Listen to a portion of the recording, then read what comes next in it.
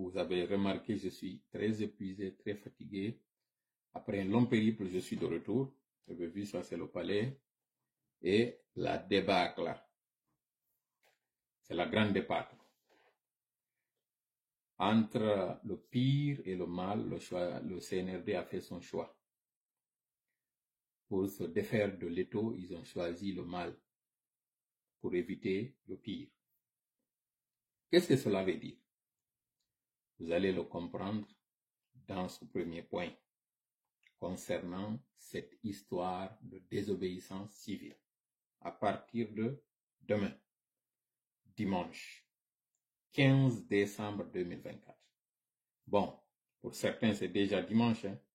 Pour certains on est déjà dimanche le 15. Pour ceux qui sont en Guinée, puisqu'ils sont les premiers et les principaux concernés, on est déjà le 15. Donc à partir d'aujourd'hui, voilà pourquoi j'ai fait ce live, malgré la fatigue, malgré l'heure tardive, j'ai voulu communier avec vous. On avait fait un live où on a dit qu'à partir du 15, c'est la désobéissance civile. Pourquoi? Vous allez le comprendre dans ce live-là. Le deuxième point, c'est celui concernant la tragédie de Zérékoy. Ça fait aujourd'hui 15 jours depuis qu'il y a eu ce qui s'est passé à Zérékoy. Figurez-vous qu'il y a eu du nouveau. Nous allons entendre aujourd'hui le témoignage de 2 parents qui n'ont pas retrouvé les leurs. Vous vous rappelez, on a parlé de victimes, c'est-à-dire des décès et des blessés, des personnes décédées et des blessés, mais aussi de personnes disparues. Pour les cas de décès, il y a eu enterrement. Pour les blessés, ils sont en train de suivre leur convalescence, même s'il y a eu d'autres décès sur les convalescents, portant le bilan, d'après les organisations de la société civile, à 150, c'est-à-dire les 135 à l'origine, et 15 autres. Vous allez écouter dans ce live le témoignage de ces parents-là et pourquoi justement nous devons nous focaliser sur l'essentiel. À l'entame, j'ai dit que le CNRD a choisi le moindre mal, c'est-à-dire le mal au lieu de prendre ou de la prendre au pire. Pourquoi? Parce que justement, ils savent que l'échéance arrive à grands pas pour ce qui est de l'entente de la CEDEAO. Justement, dans les divers, parlant de cette CEDEAO, ce même dimanche 15 décembre 2024, il y a une rencontre prévue par la CEDEAO. Cette rencontre au cours de laquelle il sera question essentiellement de parler de ces pays de l'AES, l'Alliance des États du Sahel. Où en sommes-nous et qu'est-ce que nous devons étudier de ces 2 parts et qu'est-ce que justement cette communauté internationale risque, plus particulièrement cette CEDEAO, qui risque d'avoir encore une autre défection ou d'autres défections si toutefois ils s'engagent dans cette voie dont nous allons vous parler dans ce live.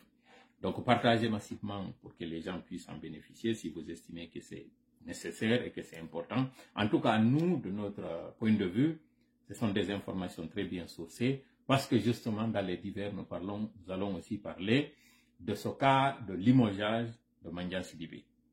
Est-ce que là aussi c'est du nouveau? Est-ce que vous êtes surpris? Est-ce que vous êtes satisfait? Qu'est-ce que le CNRD cherche à faire à travers justement ce limogeage dont on vous avait parlé dans le live précédent, parlant justement de cette diversion. C'est tout cela à la fois et en même temps que nous allons vous donner. Gardez donc votre position d'écoute, comme j'ai dit encore une fois, et soyez très attentifs aux détails dont on va parler dans ce live. Donc alors, c'est parti. Comme je le disais il y a quelque temps, le CNRD a encore fait cette bourde. Le CNRD a encore franchi cet autre pas.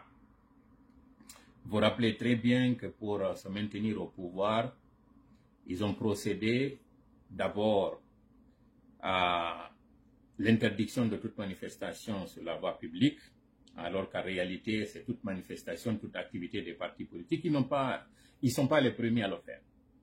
Les jeunes du Mali et du Burkina l'avaient également fait, sauf que ces jeunes se sont rendus compte à un moment donné que cela était pas contre-productif, donc ils ont abandonné cette idée. La Guinée étant soutenue par une certaine puissance et étant bénéficiaire d'une certaine protection ou d'un laisser-aller, a procédé à cette interdiction depuis le mois de mai 2022. Donc, c'est dire plus de 2 ans depuis que nous sommes dans cette interdiction sans que personne ne bronche un mot. À un moment donné, le CNRD s'est senti comme étant puissant. Le CNRD s'est senti comme étant à l'abri de toute contestation, donc ayant fait exiler les principaux leaders politiques. Ils ont estimé que le champ est libre et que désormais, il faut procéder et faire outre, faire comme on veut. Après, ils ont procédé aussi au retrait de licences des médias les plus écoutés, les médias les plus puissants, les médias les plus sérieux. Il s'agit de Adafo, de FIM et de Dioma FM. Depuis, ils se sont encore sentis plus forts. Ils se sont dit que plus jamais rien ne nous attaque, rien ne nous atteint, et donc on peut procéder au changement d'une promesse. Quelle était cette promesse? Depuis le début, vous avez écouté Mamadi Doumbouya qui disait que ni lui, ni aucun membre de son gouvernement, encore moins les membres du Conseil national de la transition ne sera candidat. Et d'ailleurs, lors d'une de ses sorties, en tout cas, du moins, son colporteur de parole avait dit qu'il ne passerait une journée de plus au-delà du délai de la durée de transition accordée, entendue en commun accord avec la CEDEAO. C'est précisément le 31 décembre 2024. Donc, c'est dire que nous sommes justement à 15 jours de cette échéance. Sauf que, patatras, le même colporteur revient pour nous dire que finalement, nous ne parlons plus de transition, mais nous parlons de refondation.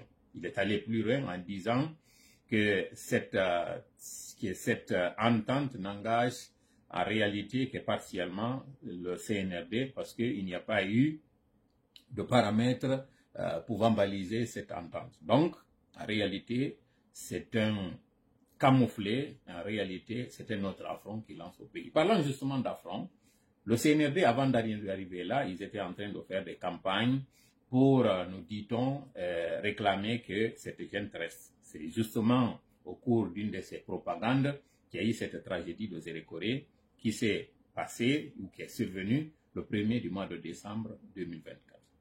Depuis, silence radio. Il convient de noter que dans un pays normal, quand une telle chose se produit, la procédure voudrait qu'il y ait deuil, ce qui a été fait tardivement. Ensuite, que des têtes tombent, qu'il y ait des sanctions. Ça n'a pas été le cas. Et le comble, c'est que c'est lui qui se dit être le père de la nation, même si ce n'est pas dans la Constitution. En tout cas, le commandant en chef des forces armées, puisqu'il s'agissait ce jour-là, ce drame a été perpétré, cette tragédie, ce carnage a été fait par des hommes en uniforme, comme c'était le cas en 2009. Malheureusement, l'histoire semble être têtue et le CNRD, bénéficiant justement de cette protection, bénéficiant de cette complicité de la part de cette puissance-là, qui cherche à se maintenir par tous les moyens, quitte à fouler au sol les valeurs et les valeurs dont elle parle, et puis le droit de l'homme. Là n'est pas le véritable problème jusqu'ici. Le problème, c'est que celui qui se dit être justement le père de cette nation n'a bronché aucun mot, ne s'est pas déplacé sur ses lieux. A fortiori, il continue toujours de briller par son silence. Ça, c'est une insulte. Pourtant, en 2014, il y a eu une tragédie où il y a eu des petits-enfants, où il y a eu des adolescents qui sont morts lors d'une activité récréative. C'était à une plage, c'était sur une plage plutôt, et c'était pendant le règne de M. Alpha Condé. À peu près une quinzaine d'enfants, tout au plus une vingtaine, s'étaient réunis dans une plage où 2 groupes urbains étaient en train de se produire, les banlieusards et Instinct Killer, si je ne m'abuse. Quand il y a eu ce drame, non seulement les organisateurs avaient été sanctionnés, suspendus de toute activité, mis en prison pour certains d'entre eux, et la plage a été fermée. Là, on ne parle que d'un accident, parce que en réalité, c'est la marée qui est montée. Les enfants traversant un ponton n'ont pas pu gérer la foule, puis il y a eu ce qu'il y a eu, donc ce drame-là. Ce qui s'est passé à Zérékoré Non seulement c'est des autorités, entre guillemets, qui avaient organisé ce tournoi, en violation totale des règles et procédures en la matière, donc il n'y a pas de stade homologué. Pire, ils ont fait finir des enfants de leur classe, sachant très bien qu'il n'y avait pas de normes, il n'y avait pas de garantie, pas de sécurité. Encore plus grave, ce sont les forces de défense et de sécurité. Contrairement au drame de cette plage de Rockban, ce sont les autorités qui ont tiré à balles réelles sur certains cas. Et pour mieux vous le détailler, nous allons vous faire écouter ici tout à l'heure un témoignage depuis que c'est arrivé, parce qu'on parle de journée de deuil, d'assistance aux blessés, mais aussi d'assistance aux familles des victimes, c'est-à-dire les familles des disparus. Écoutons ici 2 personnes, un homme et une femme, qui vont nous parler justement de qu'est-ce qu'ils sont en train de traverser en ce moment et à quelle hauteur l'État est venu à leur secours. Écoutons. Quel est votre nom, s'il vous plaît? Je m'appelle Amara Sumaoro. Amara Sumaoro, vous faites quoi? Chauffeur. Chauffeur. Ok. Depuis les événements qui ont survenu le 1er décembre sur le stade du 3 avec de Sérékové, on apprend que votre fils ou bien votre fille, je crois, est porté disparu jusque maintenant. Dites-nous, comment est-ce que ça s'est passé? Comme maintenant, on n'a pas vu. On a cherché. C'est un garçon ou bien une fille? Une fille. Elle est âgée de combien comme ça? 16 ans. 16 ans. Elle fait quoi dans la vie? C'était quoi? 7e année. 7e année. De quelle école? École de BTM. C'est BTM ici. Dites-nous, qu'est-ce qui s'est passé réellement?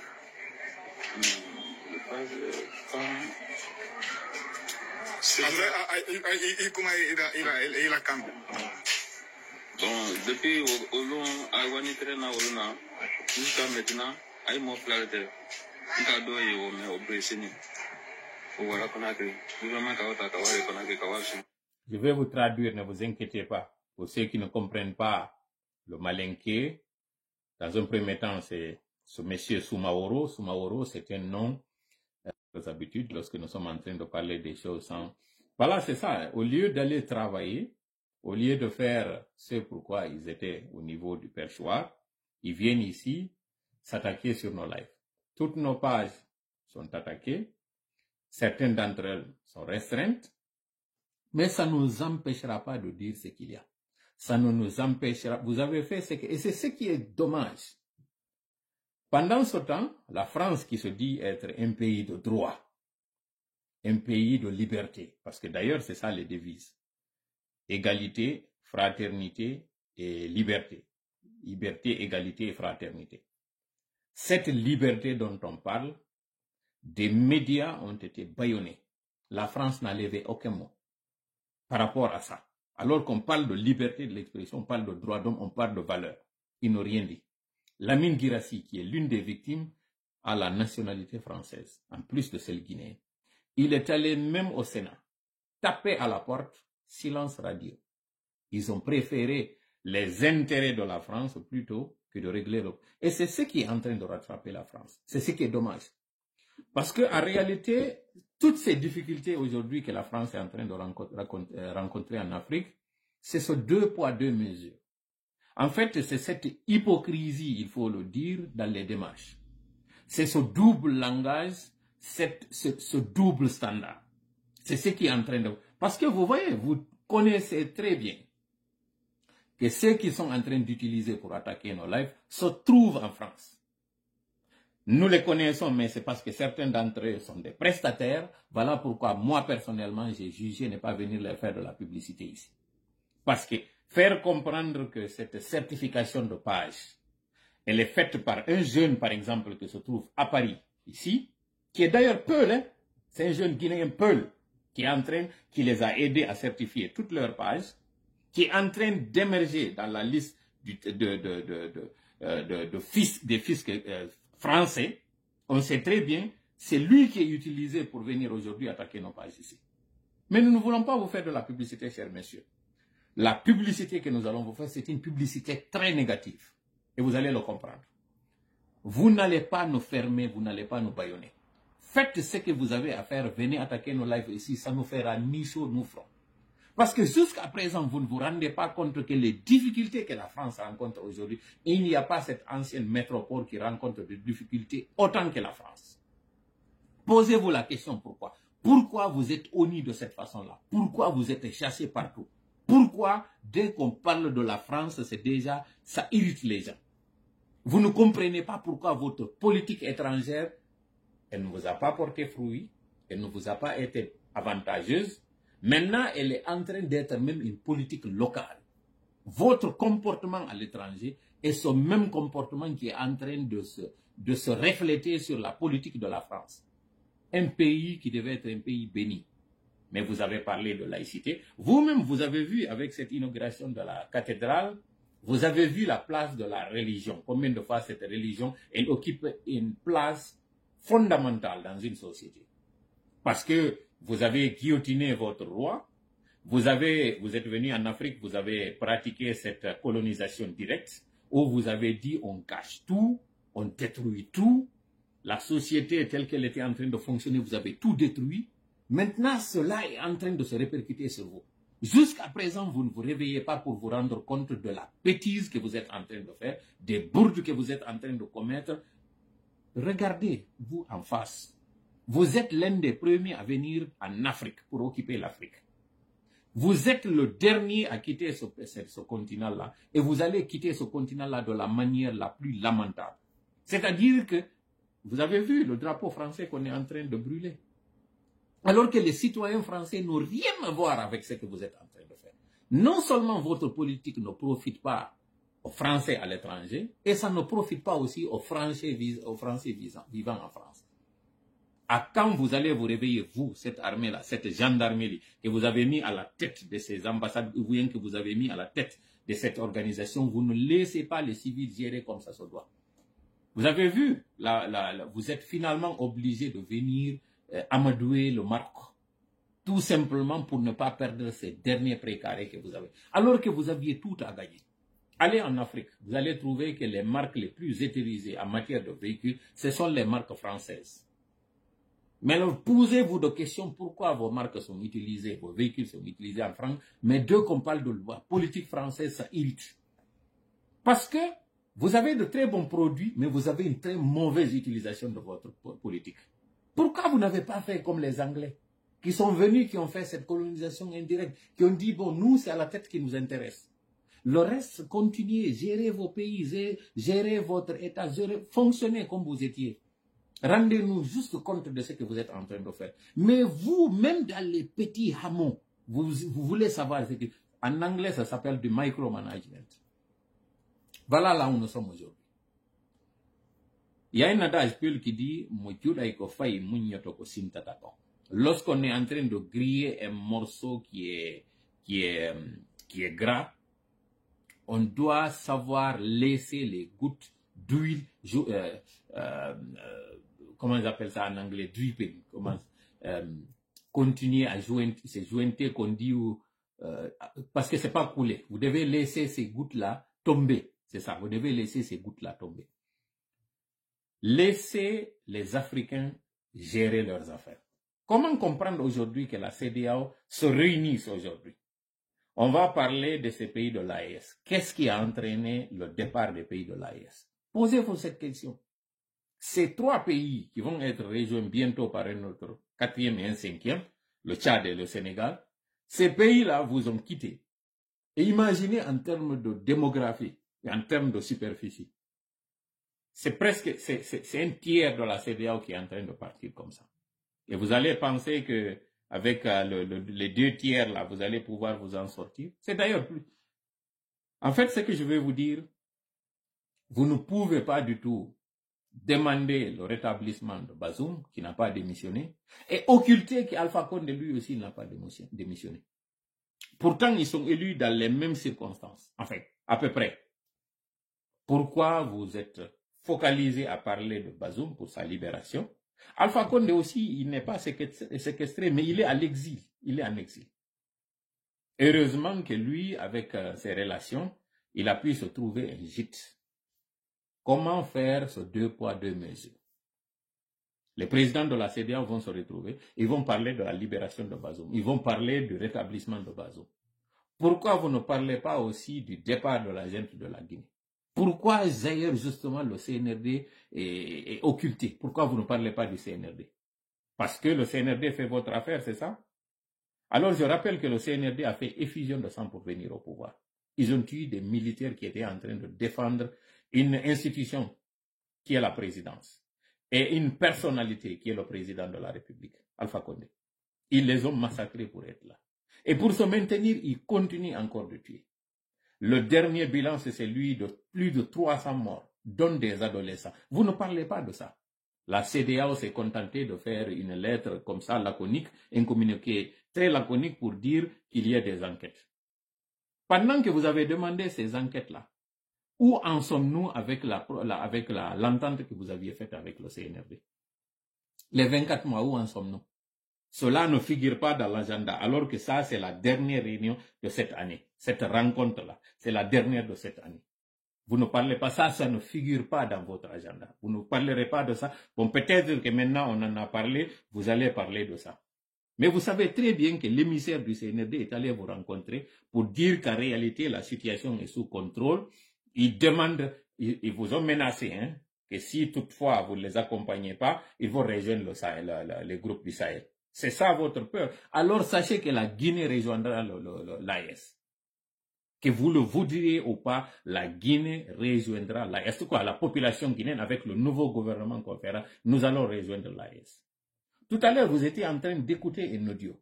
Avant d'attaquer le live, un audio de 2 parents. D'ailleurs, nous allons vous faire écouter ces audios pour que vous compreniez la gravité de ce qui s'est passé à Zéro. Et on n'en parle pas. Les chaînes françaises sont en train de donner la parole à des ministres comme Moussa Moïse pour parler de tam-tam, pour parler de djembé, pour parler de percussion, pour parler, alors que l'ensemble, les percussionnistes, ça fait 11 mois, ils n'ont pas reçu de salaire. La fédération, ou je ne sais comment vous l'appelez, 11 mois, ils n'ont pas reçu de salaire. Ceux qui sont en train de venir vous vanter là, au niveau de ces chaînes-là, pour vous faire croire que la Guinée est un pays de destination, c'est un pays de tourisme, c'est un pays de culture, comme le faisait Sékou Touré, faire croire que tout va bien dans ce pays-là. Cet ensemble-là, les personnes qui sont dans cet ensemble, ça fait 11 mois, ils n'ont pas reçu de salaire. Alors où sont parties toutes ces recettes? L'argent dont on nous parle là, le Simando dont on parle, les 20 milliards que vous êtes en train de vanter sur vos chaînes internationales pour dire que c'est le contrat du siècle, même pas le contrat de l'année, c'est le contrat du siècle, les 20 milliards. Pendant ce temps, vous avez vu ce qui s'est passé à l'OGP. Il n'y a même pas 2 jours, j'en parlais, pour dire que c'est encore une diversion. Mandiang Sidibé, c'est en fait, faut même pas commenter ce qui se passe là-bas. Parce que Mamadi savait très bien que Mandiang est en train de mal gérer, mais puisqu'il était en train de faire son affaire, il ne va pas le limoger. Voilà pourquoi au début on a dit que le CNRD a choisi le moindre mal.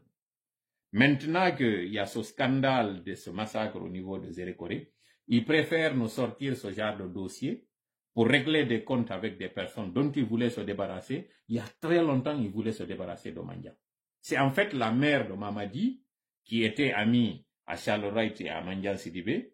Et d'ailleurs, il y a une autre 3e personne là-bas dont je ne parlerai pas aujourd'hui. Ce sont ces 3 qui sont en train de venir manipuler sa mère. Et sa mère lui dit non, ne te débarrasse pas de ces personnes. Maintenant que l'occasion est propice, c'est lui-même qui a parlé avec certains frondeurs pour que ces frondeurs-là mentionnent les dérives de Mandiang Sidibé, son népotisme qu'il est en train de faire dans ses départements et partout ailleurs d'ailleurs, pour finalement, qui veut noyer son chien la quise d'orage. En réalité, et ce n'est pas le seul, l'objectif final, c'est de dissoudre ce gouvernement. Et encore faire croire à tout le monde qu'ils sont en train de faire du ménage. Pendant ce temps, l'événement de Sérékoré, est-ce qu'il y a eu des sanctions? Plus de 300 morts. Parmi les victimes, il y en a des victimes qui ont été tuées par balle. Le CNRD, nuitamment, s'est débarrassé de ce corps. Écoutez justement le témoignage de 2 parents qui vont parler de ces enfants-là. Écoutons. Trêve de bavardage parce que les gens vont penser que nous sommes en train de faire de la manipulation.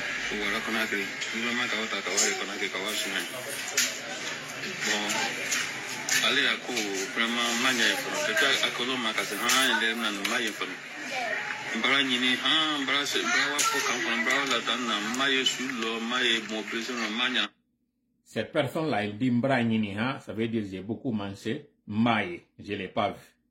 Elle dit, ça c'est un père de famille, un chauffeur de profession, qui n'a pas vu sa fille depuis le jour du drame, vers 17 h. La fille est sortie, elle a 16 ans, 16-17 ans. Elle fait la 7e année dans un établissement scolaire. Puisque justement le CNRD obligeait aux enfants d'aller à l'école, d'aller suivre ce tournoi, de gré ou de force ils devaient aller. L'instruction avait été donnée aux enseignants d'obliger leurs écoliers d'aller à ce tournoi. Et le jour de cette finale-là, c'était la même chose. L'entrée était gratuite pour eux. Sauf que puisqu'il y avait des officiels, et il fallait gonfler avec l'arrivée aussi de certains spectateurs venus de villages environnants, puisque c'est la finale, ce jour-là, certains sont venus, on leur a interdit l'entrée. Cette fille, victime dont le parent est en train de parler, il dit qu'il est allé à la morgue, il n'a pas vu sa fille. Il est allé au camp où se trouvaient certains corps, il n'a pas vu sa fille. Il est allé à l'hôpital où se trouvaient des blessés, il n'a pas vu sa fille. Jusqu'à présent, il ne la retrouve ni parmi les blessés, ni parmi les décédés. Écoutons.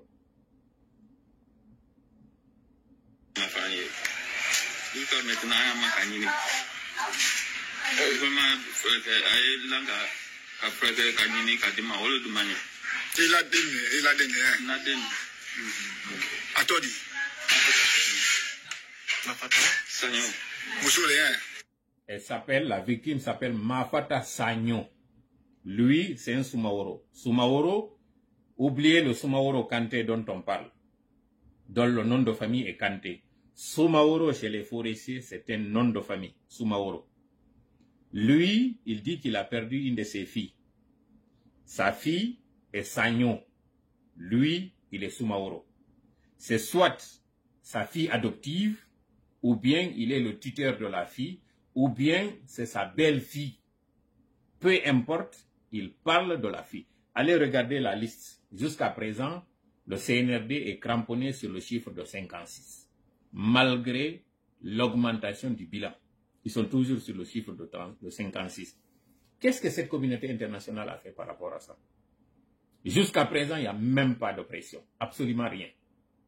Pire, le CNRD veut même, ils ont continué à faire leur cérémonie du côté de Sigiri, malgré ce drame. Et hier, bon, disons aujourd'hui, samedi, il était encore prévu qu'il y ait encore une autre fanfaronnade du côté de Koya. C'est dire qu'ils n'ont rien appris. Ils n'ont aucun regret. Ce qui explique que jusqu'à présent, qu'il n'y ait aucune sanction. D'abord, le ministron qui avait organisé cet événement, même s'il sera remplacé, nous dit-on, par lui, comment s'appelle le monsieur là, KPC. Apparemment, on dit que c'est KPC qui va le remplacer au niveau de ce département, lorsqu'ils vont faire chuter ce gouvernement.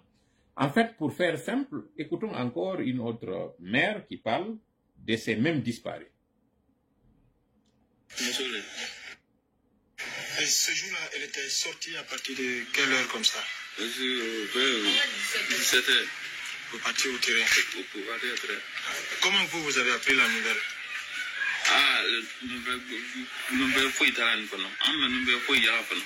N'ayant pas compris la question, quand on lui a posé la question de savoir comment il a appris la nouvelle le jour du drame, il pensait qu'on lui a demandé s'il a les nouvelles, parce qu'il ne comprend pas bien, c'est pas un lettré. Il pensait qu'on lui demande s'il a les nouvelles de sa fille, jusqu'à maintenant, 2 semaines après. Parce que demain dimanche, ça sera exactement 15 jours depuis qu'il y a eu ce drame. On lui pose la question comment il a appris les nouvelles. Il dit que jusqu'à présent, il n'a aucune nouvelle. Absolument rien. Alors qu'on nous a parlé d'une cellule de crise. On a parlé d'une commission d'enquête. On a parlé de personnes qui devaient s'occuper, d'ailleurs une cellule psychosociale pour venir assister les victimes et les familles des victimes. Lui, c'est une famille de victimes qui est en train de parler là. Écoutez maintenant lorsqu'on va lui poser la question de savoir est-ce qu'il a été contacté par les autorités, est-ce qu'il a bénéficié de soutien. Donc ce jour-là, comment vous avez appris que votre fille était partie? Et comment vous avez été informé qu'il y a eu le mouvement là-bas?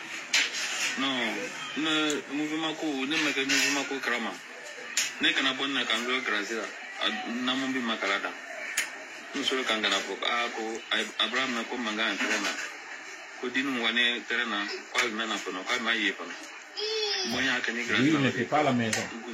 Son épouse lui a dit qu'elle a pu sortir vers 17h. Lui, puisque c'était un chauffeur, il était en train de s'occuper de ses affaires.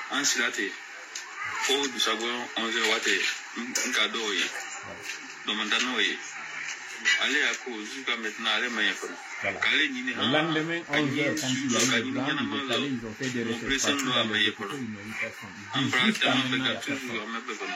Donc on est ma kembe mene bo vraiment franga ka nyini ka dima nya kala nyina mba nya ba manga nyina ya su yana na ye banza. Écoutons maintenant cette dame Konyanke qui va parler elle aussi d'une autre victime. Ngolo muso mama nene atembulu koko yale amama muso na mangene muto akayela mahoro ya zamekia tepi wolo utana ya no tulunga komen fo abado manenga tiliko dama semedilo iwa to balon dandia wona tiliko de nga ma semedilo anu ya na nekila le buto ka fone ko aya mande ko mamu maye bade ne ko wo mamu maye bade on tene la wane la vitale fo wane ma. Lui, c'est depuis le samedi, on lui parlait de l'événement. Apparemment, même si je ne saisis pas très bien le Konyanke, elle dit qu'elle voulait aller à cet événement. Parce que c'est ce qu'on leur a dit à l'école. Qu'il fallait aller assister à cette finale. Elle n'était pas très partante. Elle n'était pas très chaude à l'idée que sa fille, que sa fille qui s'appelle Mamou, si je ne m'abuse, qu'elle aille à cet événement. Mais écoutons. Mabuya diligene tulalo njekoro muso njekoro kede otunalo gokuya otunalo leso kata foni ya butu ko dini memali kata o makasibena mwanyi nina mo sonjani wolo bi ne bubana ka diya monya demeli afedi amonya de mandoro me mo ka be wole mama muso de sine made muso mama ni wole aketaro sana ala kata mo bulu aso sapeleki aso asaranza atole Mariam Sangare. Mariam Sangare.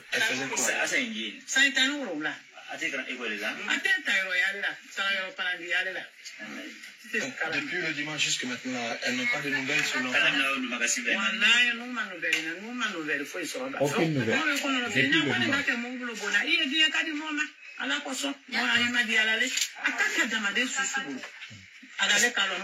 Est-ce que depuis là jusqu'à maintenant, elles ont reçu la visite des autorités ou bien...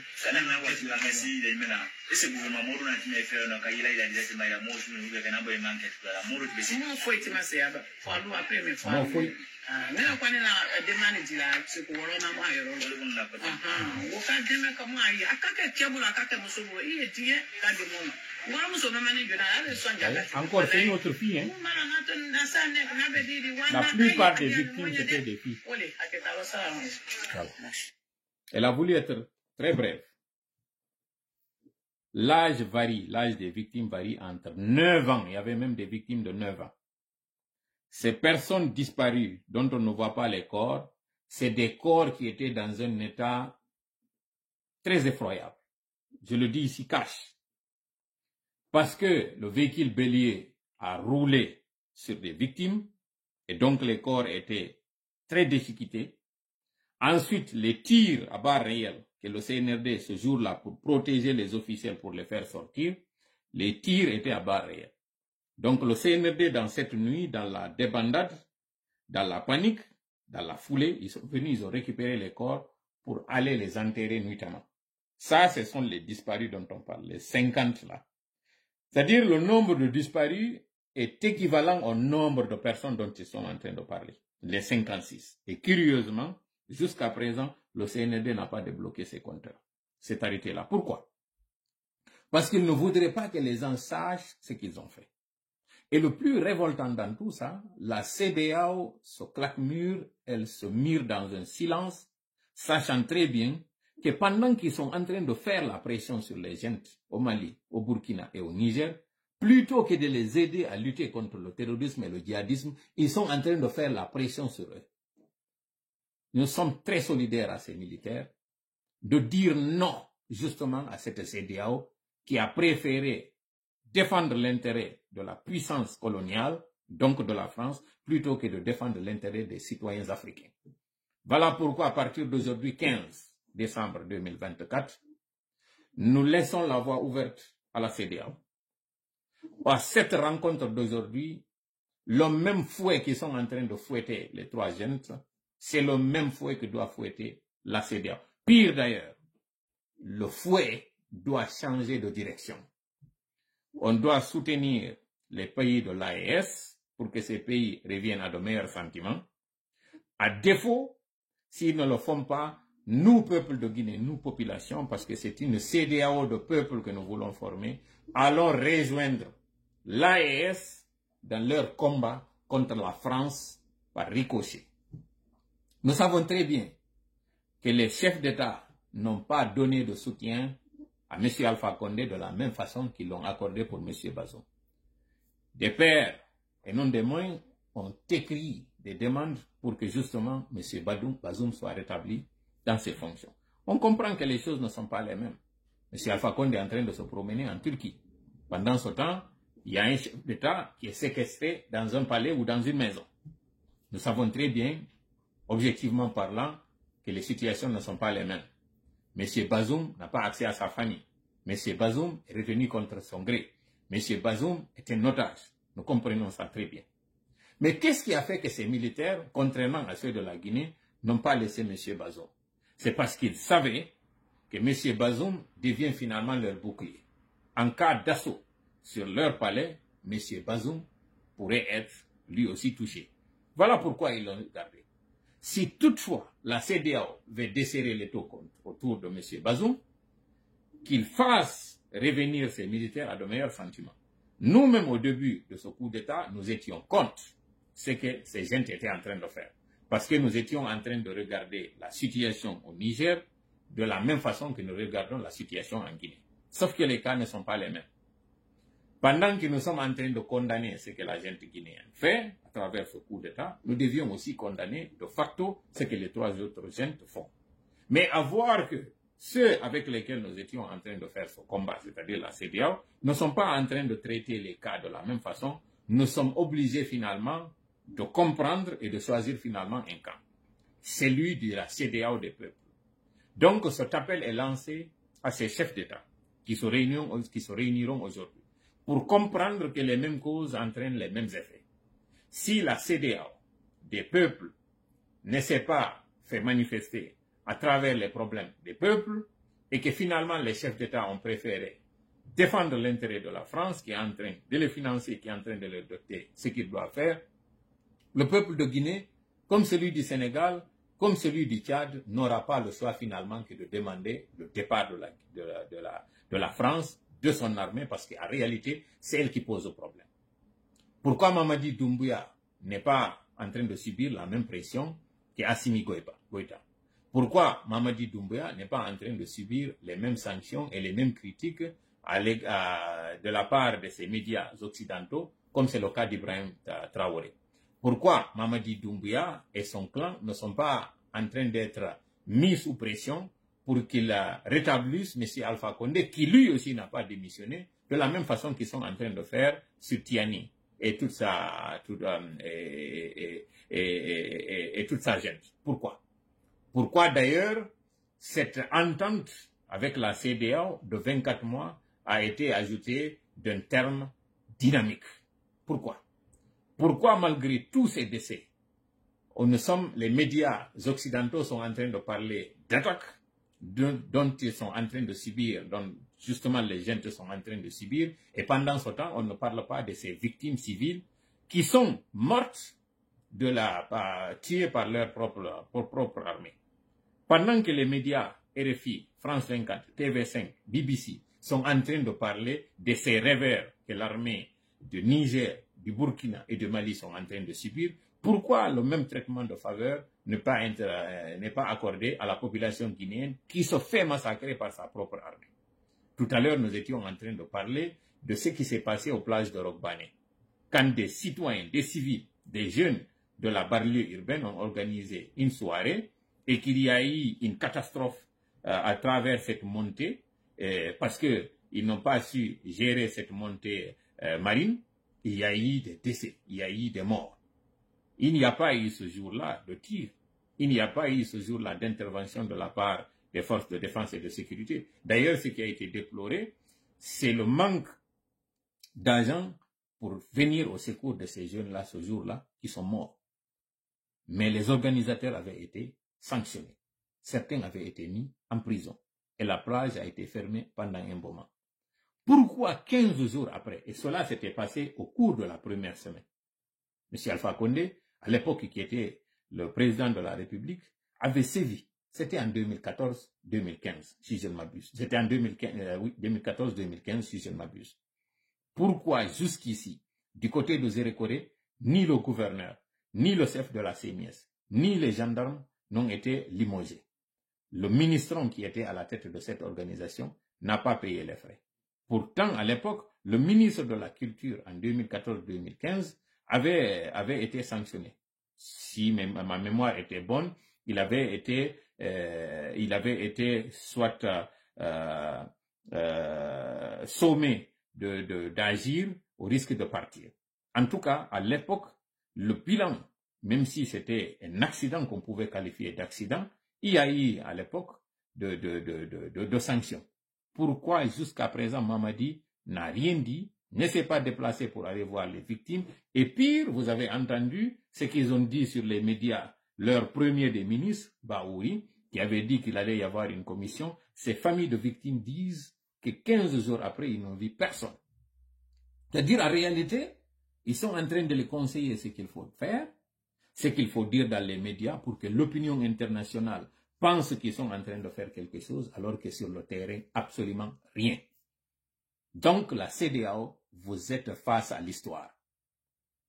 Vous avez le choix, comme j'ai dit encore une fois, de continuer la tête baissée dans le guidon pour toujours penser que vous allez faire revenir les pays de l'AES dans votre giron, ce qui n'arrivera pas. Voilà pourquoi ils vous ont dit encore une fois, et ils ont maintenu leur position, sachant très bien c'est vous qui êtes en train d'armer certains qui sont en train de les attaquer.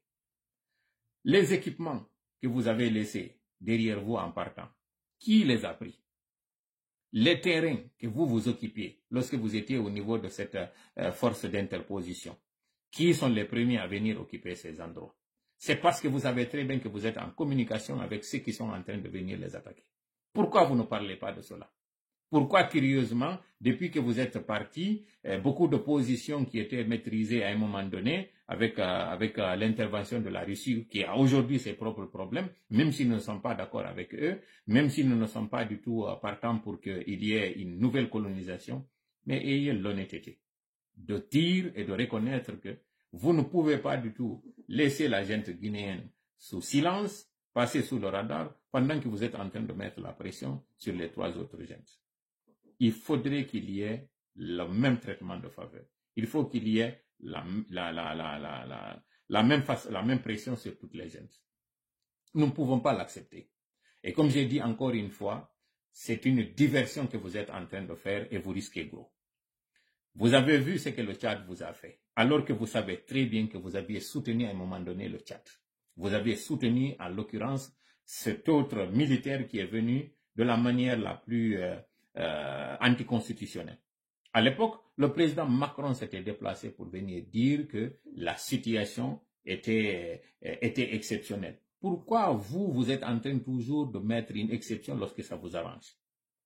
Sinon, comment comprendre que son père, le père Déby, soit tué sur le front et que, au lieu même qu'on sache qui sont les auteurs, que vous preniez son fils, vous le mettez là? Pourquoi vous n'avez pas laissé le peuple tchadien lui-même faire son choix? Pourquoi vous ne leur avez pas? Parce que la situation sécuritaire n'empêchait pas qu'il y ait ces élections. Ça n'empêche pas. Mais puisqu'il faut courir et mettre quelqu'un qui est à votre solde, et c'est justement ce que les peuples ont compris, voilà pourquoi les chefs d'État sont en train d'agir en fonction de la volonté de leur peuple. Parce que c'est pas vous qui allez organiser les élections là-bas. C'est les peuples qui élisent. Monsieur Macron, vous-même, vous avez dit, au lieu de commenter les élections américaines, c'est pas le peuple européen qui a élu Monsieur Trump. Donc, que les Européens se concentrent à leurs propres problèmes. Alors, pourquoi la même chose n'est pas en train d'être faite pour les peuples africains? Pourquoi, jusqu'à présent, vous voulez que ce soit vos hommes partout? Vous avez vu en Géorgie ce que vous êtes en train de subir là. Vos médias ne payent plus, vos médias ne font plus l'affaire. Vous êtes en train d'intoxiquer la population, comme vous l'aviez fait pour la campagne de Trump. Vous avez fait croire à tout le monde que Kamala maîtrisait la situation, qu'il y avait, c'était de coude à coude, alors qu'en réalité, vous savez très bien que les sondages donnaient largement M. Trump. Vous avez entraîné tout le monde dans cette manipulation. À quand vous allez comprendre qu'au XXIe siècle, on ne peut plus cacher la réalité. Aujourd'hui, l'information est devenue tellement démocratisée que tout le monde l'accepte. Vous ne pouvez pas du tout faire comme ce que vous faisiez avant, dans les années 80-90, au début 2000, en train de manipuler les masses à travers vos médias pour faire croire que les gens vont avaler ça. Reconnaissez votre défaite. Reconnaissez que votre méthode ne paye plus. Reconnaissez que votre stratégie n'est plus payante.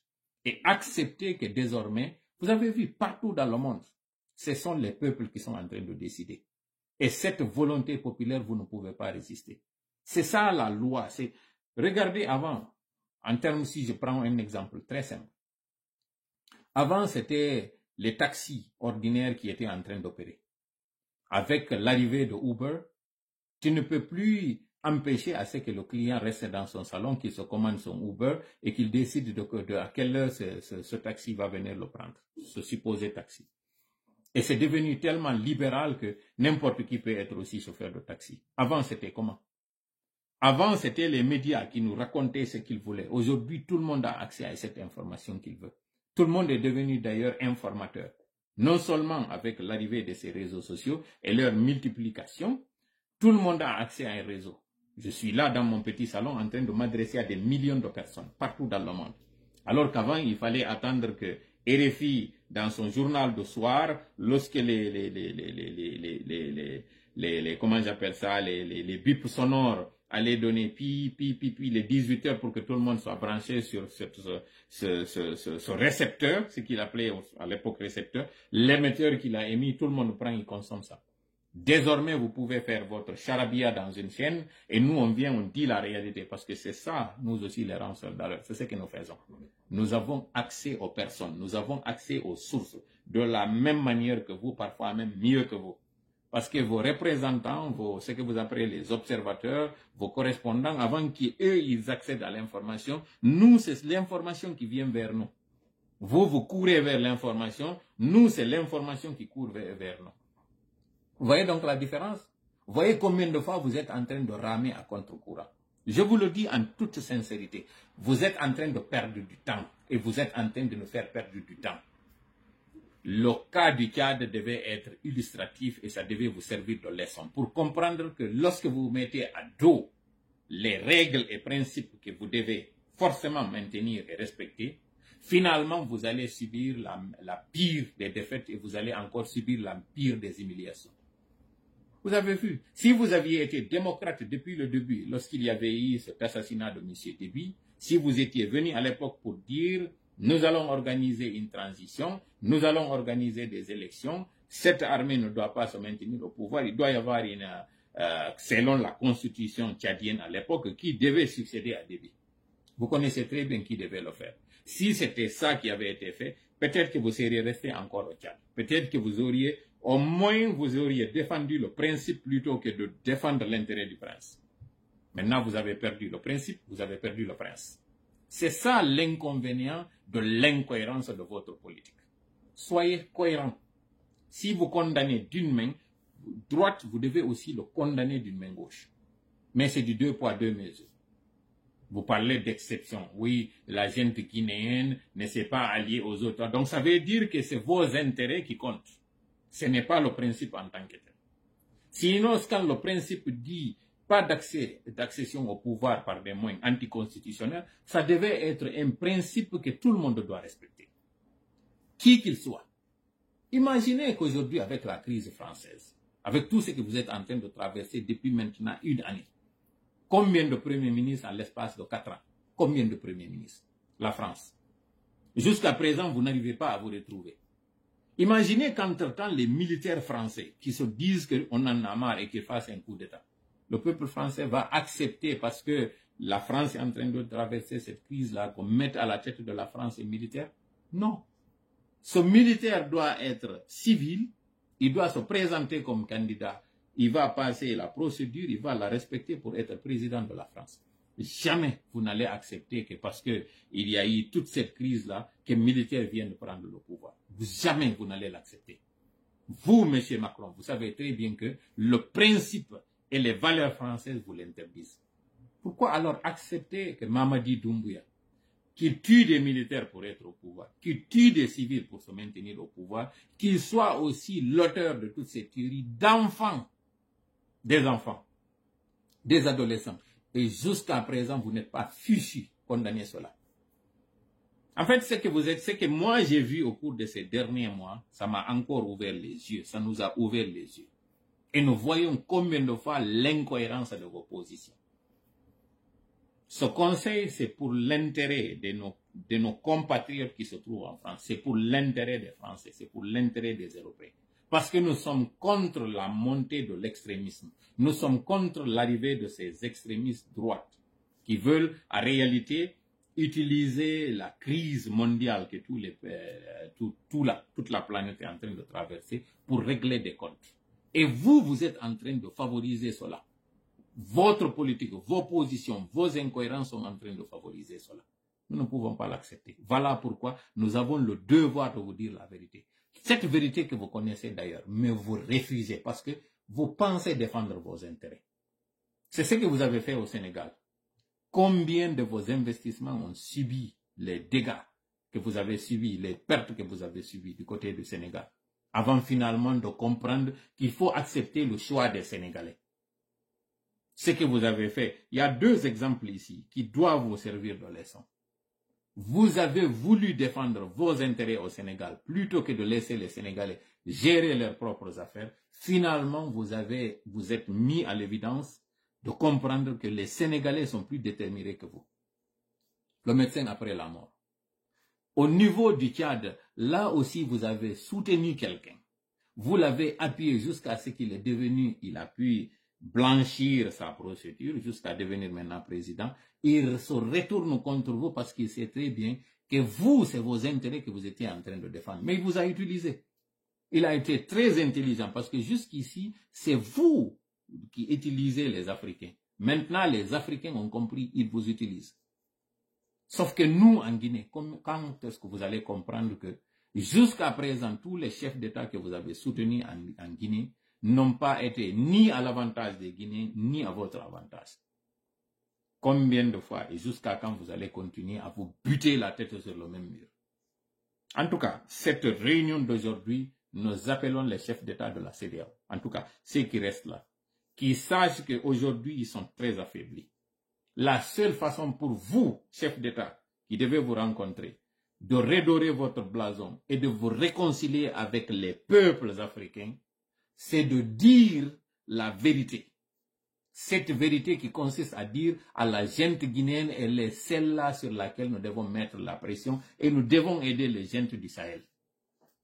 Ça, c'est dans cette façon-là, c'est à travers cette démarche-là que non seulement M. Bazoum sera libéré, parce que M. Bazoum n'est qu'un otage. Il savait l'imminence de l'attaque et vous connaissez très bien que nous faisions partie de ceux-là que vous imporniez de cette attaque-là et de sa façon dont vous deviez la faire. Ne nous faites pas parler. Vous connaissez très bien l'assaut que vous vouliez faire et la façon. Sauf que vous avez compris à la dernière minute que c'était risqué pour la personne ou les personnes que vous deviez sauver. À la dernière minute, vous avez annulé la mission. C'était sage. Alors, de la même façon que vous aviez annulé pour sauver une âme, ou bien pour sauver un chef d'État, qui a toujours la possibilité de revenir au pouvoir parce qu'il n'a pas démissionné. En fait, c'est d'une pierre 4 coups. Non seulement vous évitez à la CEDEAO la scission, lorsque vous allez appuyer ces trois gentes du Sahel à combattre le terrorisme, parce que vous avez les moyens. Si aujourd'hui la guerre en Ukraine est gelée, il y a des moyens pour venir en Afrique défendre justement ces chefs d'État, ou bien défendre ces peuples qui se font attaquer par ce que vous appelez terroristes. Vous pouvez venir les aider. Si vous le faites, vous réglez le problème de l'insécurité, vous évitez la friction au sein de la CEDEAO, mais en même temps, vous faites en sorte que M. Bazoum puisse revenir. Parce que la plainte ou les récriminations des gens, c'est de dire que M. Bazoum est à la solde des Occidentaux. Lorsque vous, de la CEDEAO, vous allez montrer que c'est une CEDEAO des peuples et non une CEDEAO des chefs d'État, les peuples auront confiance en vous. Parce que de toutes les façons, vous êtes des chefs d'État. Donc, la troisième des choses, c'est que vous allez rétablir la confiance. Et la quatrième, vous allez rétablir un chef d'État. Et la cinquième, vous allez rétablir l'ordre. Pendant que vous êtes en train de vous cramponner à sauver l'intérêt de la France, la France ne peut même pas aujourd'hui sauver ses propres intérêts en France. Et c'est vous, en Afrique, qui voulez le faire. Parce que tout simplement, vous êtes des laquais. En tout cas, je m'adresse à ceux-là qui veulent continuer, mordicus, à tenir leur position aujourd'hui, à défendre Mamadi Doumbouya et à mettre la pression sur le Mali, le Burkina et le Niger. Ça ne fonctionnera pas. C'est soit vous sanctionnez les 5 d'ailleurs avec le Gabon, ou bien de la même façon que vous avez desserré les taux sur le Gabon et sur la Guinée, c'est de cette même façon-là que vous devez desserrer les taux sur les autres. Dans ce cas, on est quitte. On sait que on laisse alors, c'est comme l'avait dit M. Macron, on est chez les fous. Dans ce cas, chacun fait ce qu'il veut. La cour du roi Péto, chacun fait ce qu'il veut. Mais en tout cas, si vous défendez des valeurs républicaines, si vous défendez le droit, la justice et la liberté, comme vous dites liberté, égalité et fraternité, vous devez avoir la même position, vous devez adopter la même attitude qui consiste à dire aujourd'hui tout ce que vous devez sanctionner parce que la gente de la Guinée a décidé encore une fois de braver l'autorité et de braver la volonté populaire en se maintenant au pouvoir malgré toutes les difficultés, malgré tout ce que les Guinéens sont en train de subir et malgré son massacre. Vous avez fait condamner capitaine Moussa Dadis Camara pour la même chose en 2009 et aujourd'hui vous êtes en train de fermer les yeux sur ce que Mamadi est en train de faire. Ça ne marchera pas, nous n'allons pas l'accepter. C'est de cette façon-là que vous vous êtes fait décrédibiliser au niveau du Sahel. Et si les deux événements du Sénégal et du Tchad ne vous ont pas servi de leçon, nous allons encore vous apprendre quelque chose du côté de la Guinée. Voilà, en tout cas, je reviens en Poulard.